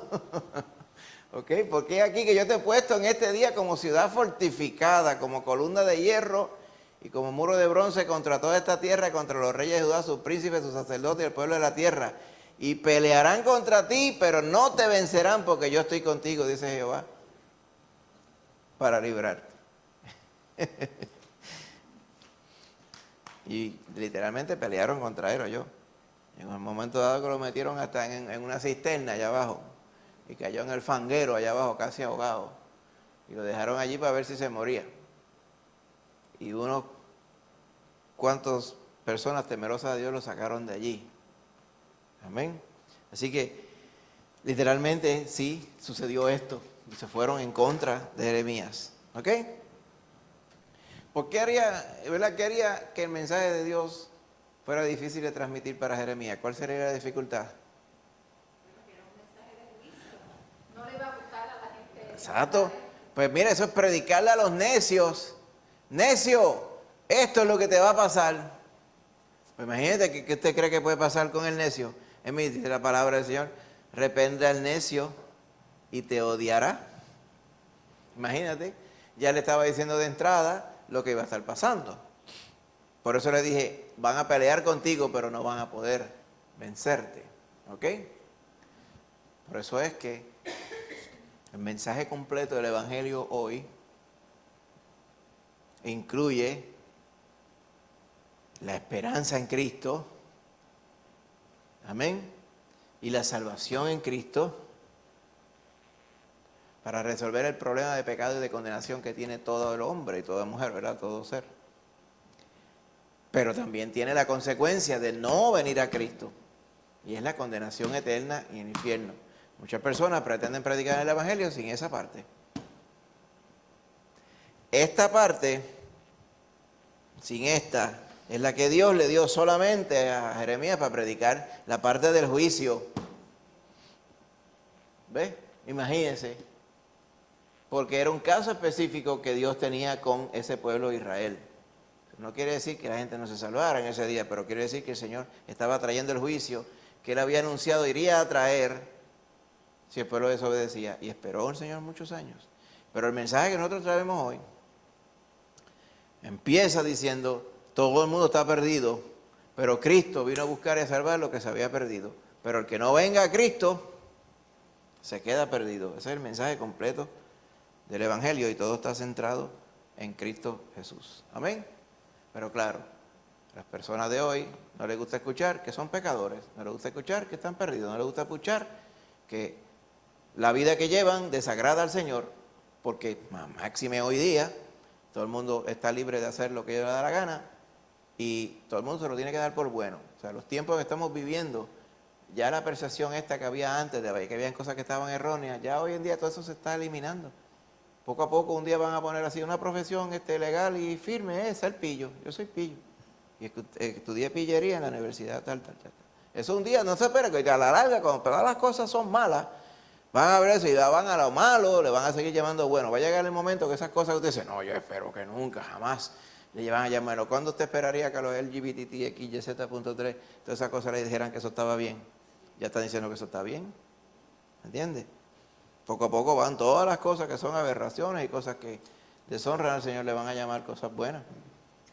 Y entonces, los que vamos a ser malos somos nosotros, porque estamos proclamando la verdad de Dios. Entonces estamos siendo exclusivistas, estamos siendo estrictos, estamos siendo muy rígidos, estamos siendo no inclusivos, ¿verdad? Y ya todo eso se ve, pero nosotros estamos llamados a predicar la palabra del Señor tal y como está. Amén.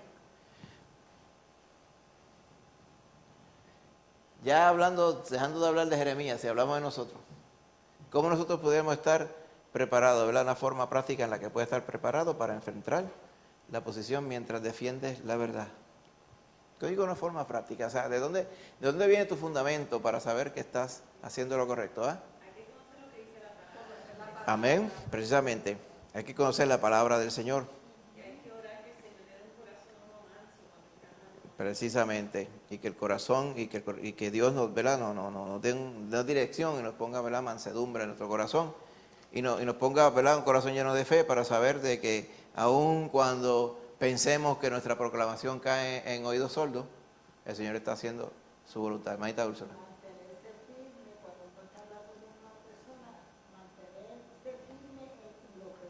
En nuestra convicción, claro que sí, mantenerse firme en nuestra...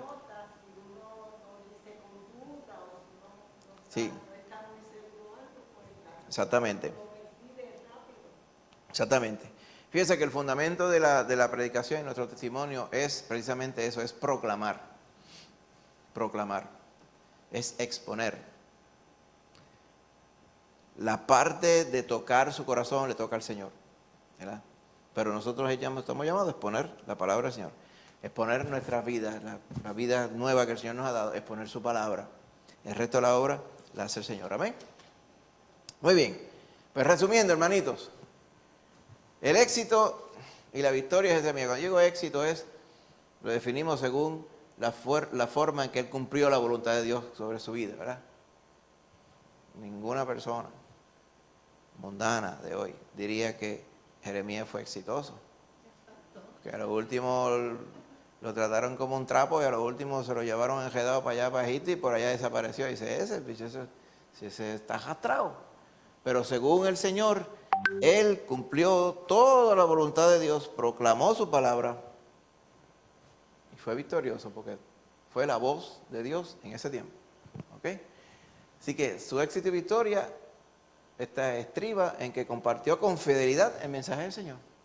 Esa es la medida con la que se evalúan los profetas, con la que se evalúan los testigos del Señor. Amén. Cuán fiel proclamamos su mensaje. De la misma manera, el Señor es aquel que asegura nuestro éxito. Éxito medido en el sentido de cómo acabaremos nuestra carrera de cristiano. El triunfo, exacto, el triunfo de nosotros estriba es que, exacto, confiando en el Señor es el que nos va a ayudar. Dios desea que confiemos en Él y lo obedezcamos a pesar de nuestra situación, nuestras limitaciones. La situación se refiere a nuestras limitaciones. Sabe que Jeremías decía que era niño. Y igualmente importante, ¿verdad? Podemos confiar en Dios con respecto a nuestro llamado porque Él conoce el final de la historia. Entonces se ha puesto a pensar en eso. Él sabe lo que va a pasar con nosotros desde ahora hasta que vayamos a la eternidad con Él.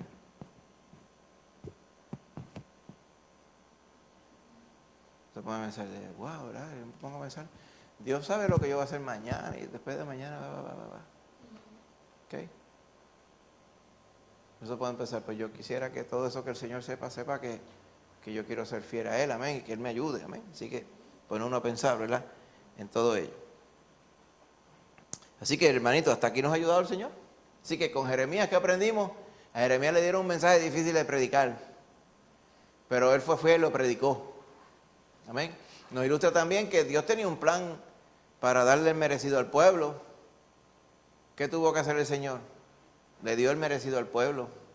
¿Se gozó en darle el merecido? No, pero le dio su merecido. Eso ilustra la justicia de Dios. Amén.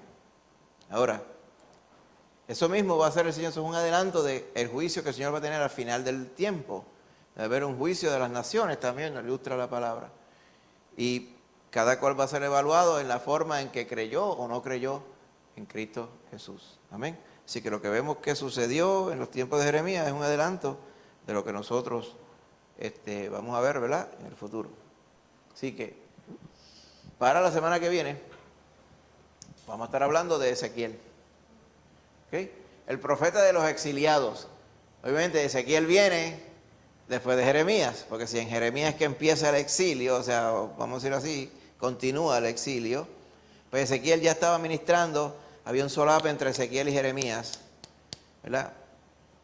Pero Ezequiel no predicó en Israel, predicó en Babilonia. Y que todo lo que él predica, esas visiones que él tiene, el contexto de todo, las demostraciones de la palabra de Dios que él hacía, porque va a ver que a través de todo Ezequiel, el Señor le mandó a hacer muchas cosas raras. Acuéstate tantos días de un lado y ahora acuéstate del otro, como si fuera un pollo que usted va asando, dándole vueltas así, pues, acuéstate aquí, para que la gente mirara. Y estoy seguro, mucha gente, vamos a ver las monerías que está haciendo Ezequiel. Entonces todo ello tenía un propósito, ¿verdad? Para explicarle al pueblo, ¿ok?, por qué las cosas habían sucedido como habían sucedido y qué planes tenía el Señor con el pueblo como tal. ¿Ok? Así que esa parte de Ezequiel la vemos. Ezequiel también tuvo unas visiones tremendas, ¿ok?, sobre el trono de Dios. Que usted ve y compara esas visiones con la visión que está en el capítulo 4 de Apocalipsis. Usted ve, ¿verdad?, el paralelo que hay. Él tiene la visión de los seres vivientes, la visión del trono de Jehová, y todo ello, ¿verdad? Y hay otras ilustraciones tremendas, ¿verdad? Cuando él tiene la visión de aquel valle de huesos secos, dirían, Señor, ¿y esos huesos se van a quedar así? Dice, no.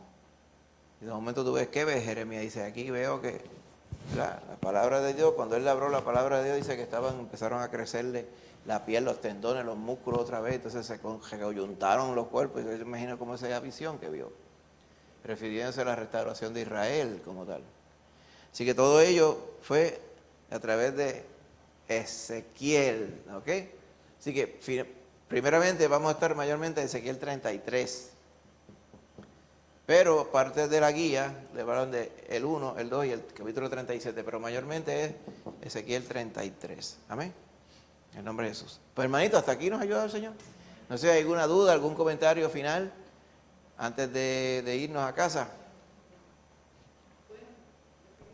Como que me quedé pensando que el Señor también le ofreció misericordia, porque él hasta le dijo que si se arrepentían, de su Sí. rebeldía, Ah, claro, que el Señor los recibía. claro, Entonces claro, que estaban claro. duros de corazón y no. Pero estaban duros de corazón. Es que llega un momento dado que las personas endurecen tanto su corazón que de una forma casi inexplicable, pues no logran. O sea, no logran restaurar, no logran recapacitar. Por eso es que es tan importante, ¿verdad? Predicar a tiempo y fuera de tiempo a la gente, porque uno no sabe exactamente cuándo Dios los va a tocar nuevamente, ¿verdad? Pero es evidente que si Dios no toca el corazón,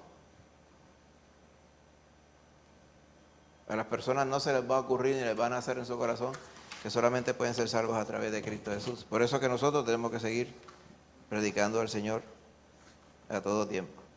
Sin cansarnos, como hizo Jeremías, tuvo 42 años predicando el mismo mensaje y predicando a Jehová.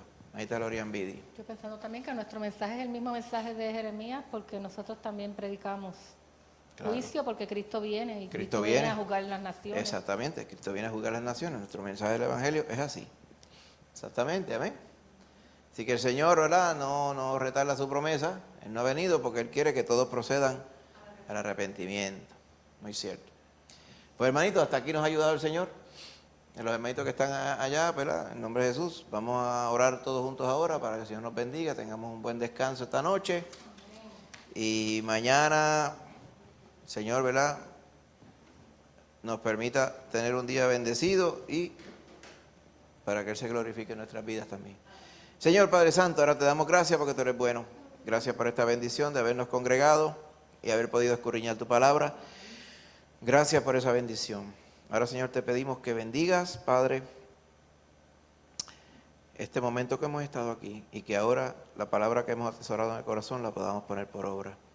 Gracias, Señor, y que tu Espíritu more en nosotros de manera poderosa también, Señor. Ayúdanos, Padre Santo, ahora cuando vayamos de camino a nuestras casas, que lleguemos bien y que después podamos descansar y que mañana nos ayudes en el resto del día, Señor, a hacer tu voluntad, Padre Santo. Gracias, Señor, porque tú eres bueno. Bendice a los hermanitos que estamos acá, a los que están remotos también, Padre, en esta hora. En el nombre de Cristo Jesús lo pedimos todo. Amén. Que Dios me les bendiga, hermanos. Que duerman bien.